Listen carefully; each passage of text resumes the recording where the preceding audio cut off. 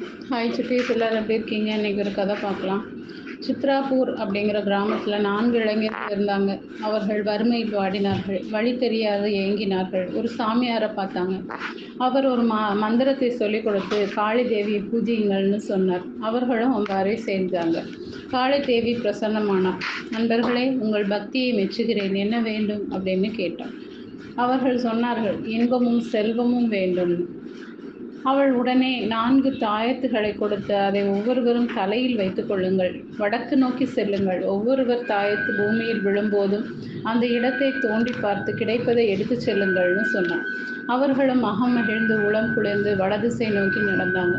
சிறிது தொலைவு சென்றவுடன் முதலில் ஒருவன் தாயத்து விழுந்தது. அவன் தோண்டி பார்த்தான். அங்கே தாமிர உலோக கட்டிகள் நிறைய இருந்தன.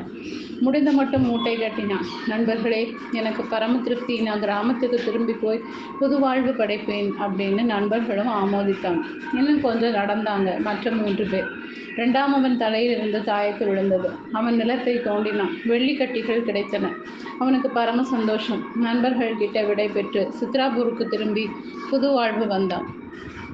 இதற்குள் மற்ற இருவருக்கும் களைப்பு மேலிட்டது. பொழுதும் சாய்ந்து கொண்டிருந்தது. இருந்தும் தலையில் இந்த தாயத்து இருந்ததால் முன்னேறினர். வெகு தொலைவு சென்ற பின்னர் 3ஆம் அவன் தாயத்து தரையில் விழுந்தது. அங்கே தோண்டினான். நிறைய தங்க கட்டிகள் இருந்தன. அவன் சொன்னான், இதோ பார், கொஞ்ச நேரத்தில் 2 விடும். சூரியன் மலை வாயில் விழுந்து கொண்டிருக்கிறது. நீ முடிந்த மட்டும் உனக்கு வேண்டிய தங்கத்தை எடுத்துக்கோ. நான் முடிந்தவரை எனக்கு வேண்டியதை எடுத்துக்கொள்கிறேன்னு சொன்னான்.